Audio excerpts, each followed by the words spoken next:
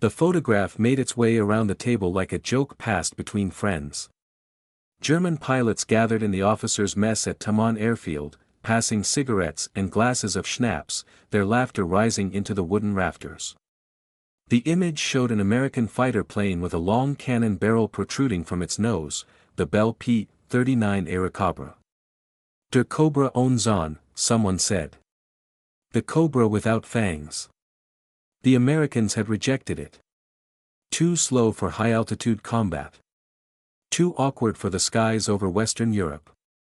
Now the Soviets were flying them by the hundreds, and the Luftwaffe pilots found this endlessly amusing. 30 kilometers east, across the scarred landscape of the Kuban region, Nikolai Vasilyev stood alone on a muddy airstrip and felt no urge to laugh.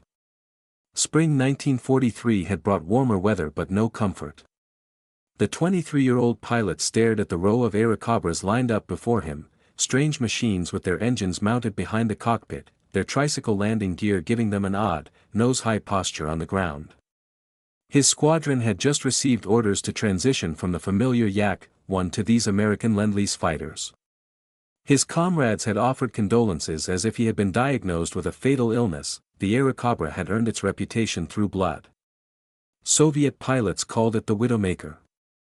The rear-mounted engine shifted the center of gravity in ways that punished any mistake. Enter a spin and the plane would flatten, trapping you in a deadly rotation until the ground rushed up to meet you. Recovery was nearly impossible. Pilots who survived their first month in the cockpit considered themselves lucky. Nikolai's hand drifted to the inside pocket of his flight jacket, where his brother's compass rested against his chest. Dmitri had been a pilot too, older, better, braver. 6 months ago, during the desperate fighting around Stalingrad, he had been shot down while attacking a German supply convoy. The compass was all they recovered from the wreckage. Nikolai carried it everywhere now, a small piece of his brother pressed against his heart. Colonel Alexander Pokryshkin arrived as the sun began to set, casting long shadows across the airfield. He was already a legend, an ace with dozens of kills, a tactical innovator who had rewritten the Soviet manual on fighter combat. But when he gathered the new Airacobra pilots in the briefing room, he did not speak of dogfights or aerial glory. Instead, he spread a worn map across the table and traced the German supply lines with his finger. The Wehrmacht, he explained, ran on trains. Locomotives pulled ammunition to the front. Locomotives carried fuel for the panzers. Locomotives transported reinforcements and evacuated the wounded. The German war machine had an iron heart, and that heart beat along thousands of kilometers of railway track. "We will stop that heart," Pokryshkin said quietly. "One locomotive at a time." The 37mm cannon mounted in the Airacobra's nose had been designed for a different purpose, to destroy tanks and fortifications. It fired slowly, carried only 30 rounds, and required precision aim. American pilots had found it impractical for air-to-air combat. But Pokryshkin saw what others had missed. A single 37mm shell could punch through a locomotive boiler like a fist through paper. The superheated steam inside would do the rest, turning the engine into a bomb. No other fighter in the Soviet arsenal carried such destructive power. The plane the Germans mocked was about to become their nightmare. The next morning, Nikolai climbed into an Airacobra cockpit for the first time. Everything felt wrong. The car-style door on the side. The engine rumbling behind him instead of in front. The long cannon barrel extending through the propeller hub, pointing forward like an accusing finger. He gripped the control stick and felt the aircraft's strange balance, the way it seemed to lean backward, eager to betray him. Through the canopy glass, he watched mechanics working on other planes, their breath visible in the cold air.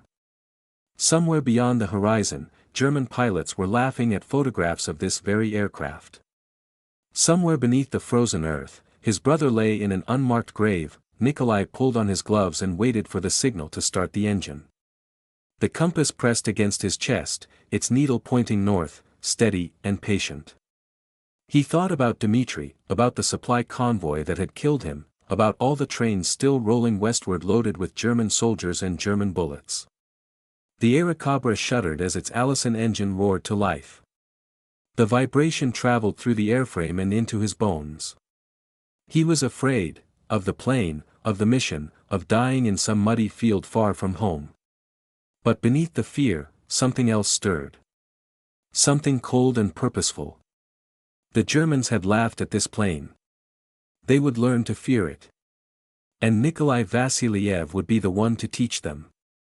The railway yard emerged from the morning mist like a sleeping beast, its black locomotives exhaling steam into the cold Cuban air. Nikolai Vassiliev had never seen so many trains gathered in one place, 20 engines at least, lined up along parallel tracks, their boilers glowing with the heat of burning coal.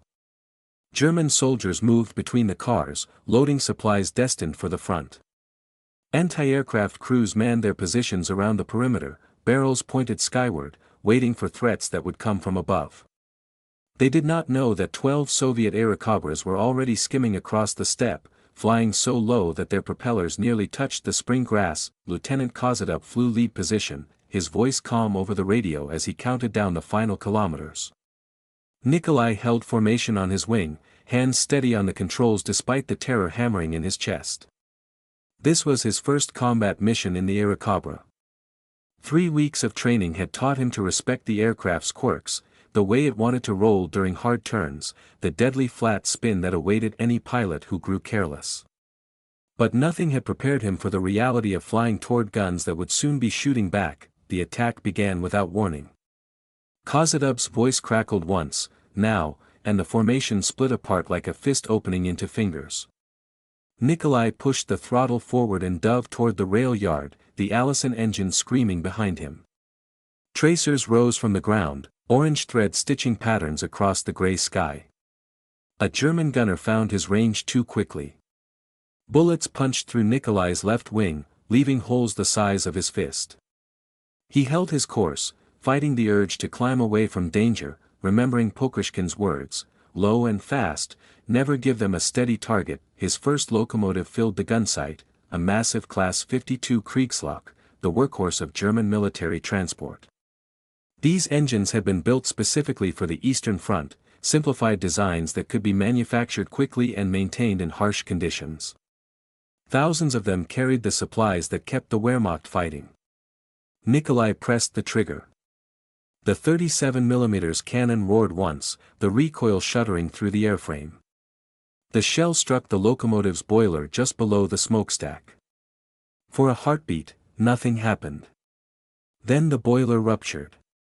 Superheated steam exploded outward at tremendous pressure, tearing the locomotive apart from the inside. The firebox scattered burning coals across the tracks. Nikolai pulled up hard, barely clearing the expanding cloud of debris, metal fragments pinging against his fuselage like hail. Below him, the rail yard had become chaos. Other pilots were making their runs, their cannons speaking in single devastating syllables. Locomotives burst apart one after another. Secondary explosions rippled through ammunition cars. German soldiers scattered in every direction, some diving for cover, others simply running. Nikolai circled back for a second pass, selecting another target, this one already trying to move, its wheels spinning as the engineer desperately attempted to escape. The 37mm round caught it in the side. Steam erupted like blood from a wound, then he heard the sound that would haunt his nightmares for years. Kozadov's voice, suddenly sharp, I'm hit, engines gone, the transmission cut off. Nikolai twisted in his seat and saw his flight leader's Airacobra trailing black smoke, its propeller windmilling uselessly. The plane rolled onto its back and dove into the rail yard, exploding among the very trains they had come to destroy. No parachute blossomed against the gray sky. No radio call followed. One moment a man was alive, speaking words that Nikolai could hear. The next moment he was gone, reduced to scattered wreckage and rising smoke. The flight home felt endless. 8 planes had survived, for lost to anti-aircraft fire. Nikolai landed on trembling legs, his hands shaking so badly he could barely unbuckle his harness. Ground crews swarmed around his Airacobra, counting bullet holes, marveling that the engine still ran. Someone told him the mission was a success. 4 locomotives confirmed destroyed. Supply operations at the junction would be disrupted for weeks. He nodded and walked away without speaking. That night, Nikolai sat alone behind the barracks, holding his brother's compass in both hands. The needle pointed north, constant and indifferent to the death it had witnessed. He thought about Kozadub, a quiet man with 70 combat missions, a wife waiting in Kursk, a collection of letters he would never finish writing.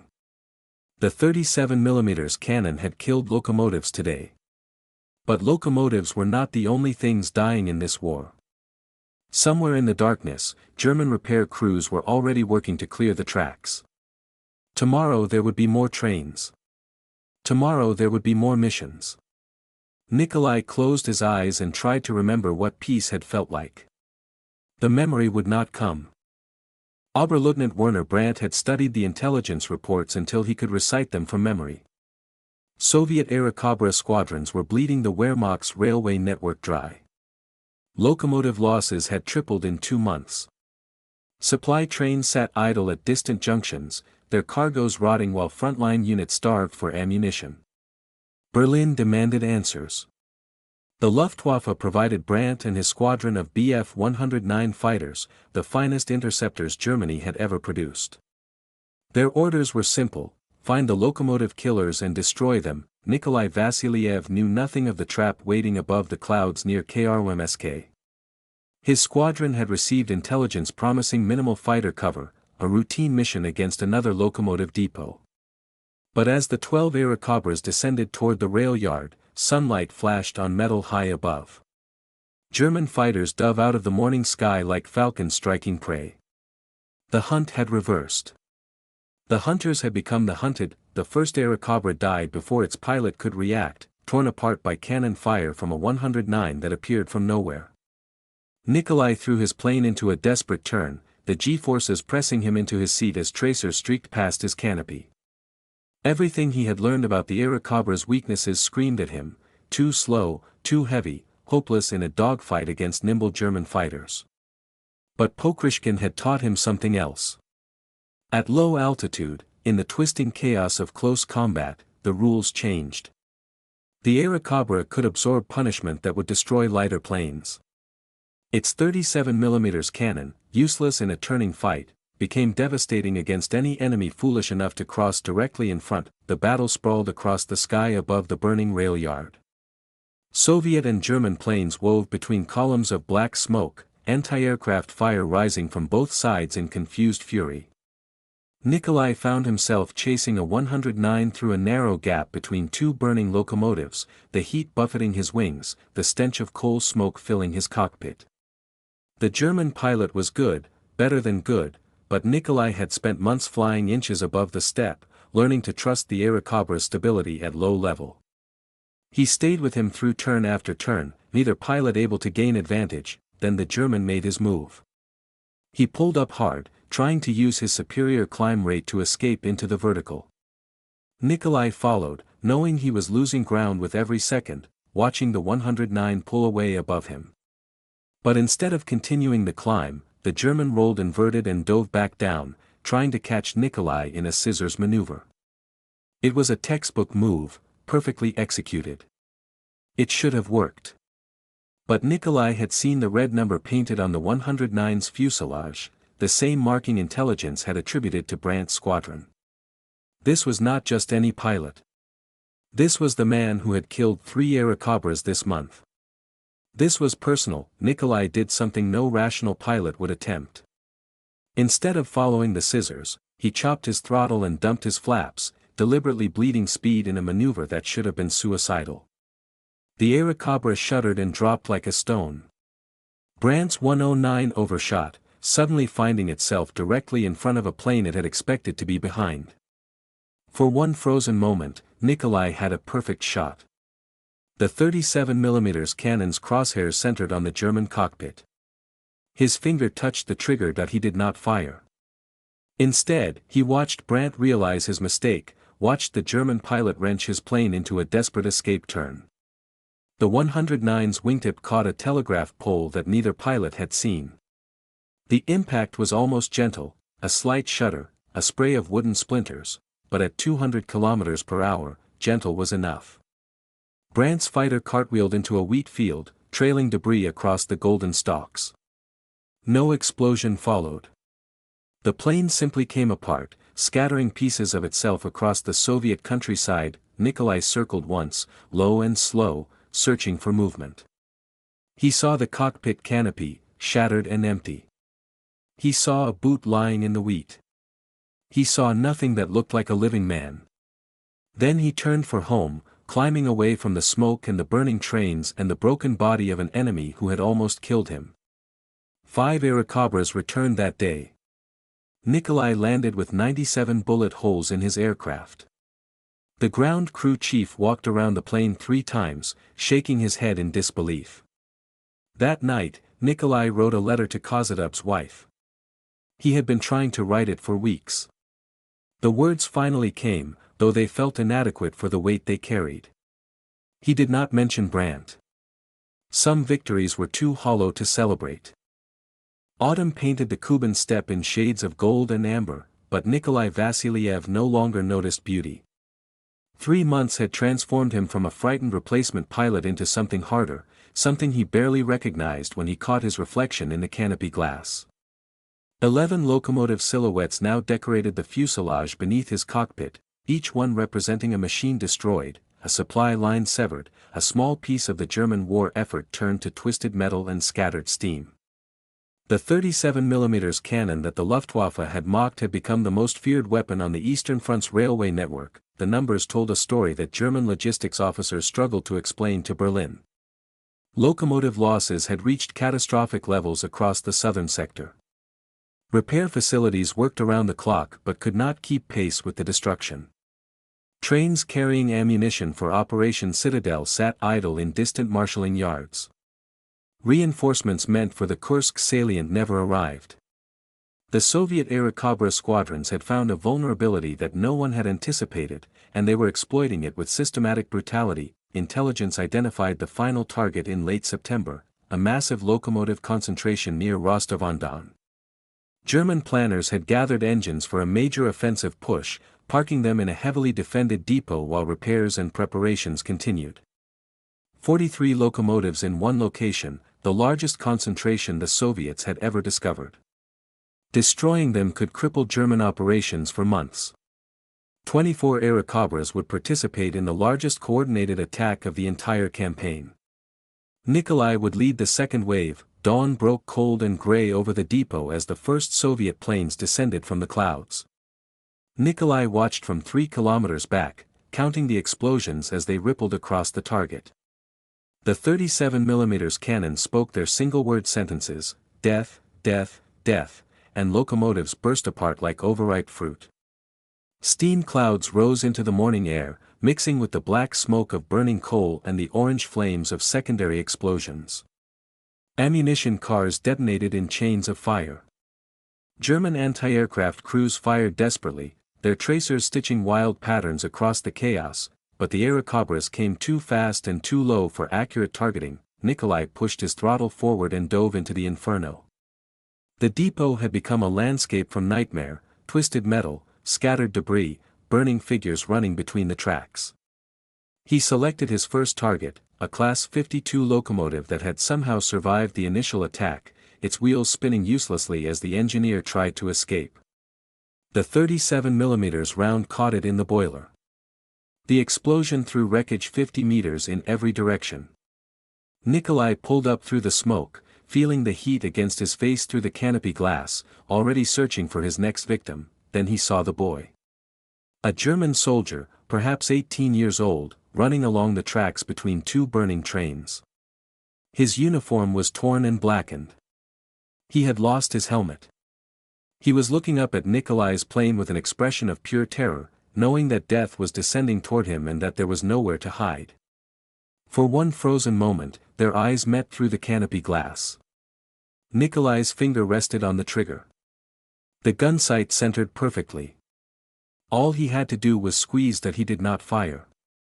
He pulled up and banked away, leaving the boy to whatever fate awaited him among the burning locomotives. Perhaps he would survive. Perhaps another pilot would find him. Perhaps the fires would consume him before he could escape. Nikolai would never know. He only knew that something inside him had refused to add one more death to the iron harvest spreading below. The attack lasted 7 minutes. 19 planes returned to base. 37 locomotives destroyed. German railway operations in the southern sector would not fully recover for the remainder of the year. Soviet commanders declared the mission a complete success, a masterpiece of tactical coordination. Medals would be awarded. Names would be added to honor rolls. The campaign that had begun with German pilots laughing at photographs would enter military history as one of the most effective interdiction operations of the entire war. Nikolai walked away from his plane without celebration. He found a quiet spot behind the maintenance hangar, sat down in the autumn grass, and finally allowed himself to cry. He wept for his brother, buried somewhere in the frozen earth near Stalingrad. He wept for Kozadub, whose letters to his wife would never be finished. He wept for the German boy in the burning rail yard, and for all the nameless dead on both sides who had fed the iron harvest with their lives. He wept until there were no more tears, and then he sat in silence as the sun climbed higher and the sounds of victory faded into ordinary afternoon noise. Eventually, he pulled his brother's compass from his pocket. The needle pointed north, steady and true, unchanged by all the death it had witnessed. He held it for a long moment, feeling its weight, remembering the hands that had carried it before his own. Then he closed it, returned it to his pocket, and stood up. Tomorrow there would be more trains. Tomorrow the hunt would continue. But tonight, he allowed himself to remember that he was once just a boy who loved to fly. The war had made him into something else, a locomotive killer, a survivor, a ghost who flew through fire and emerged carrying the weight of everything he had destroyed. He walked toward the barracks as the first stars appeared above the steppe. The compass pressed against his heart, pointing north, always north, toward a future he could not yet imagine.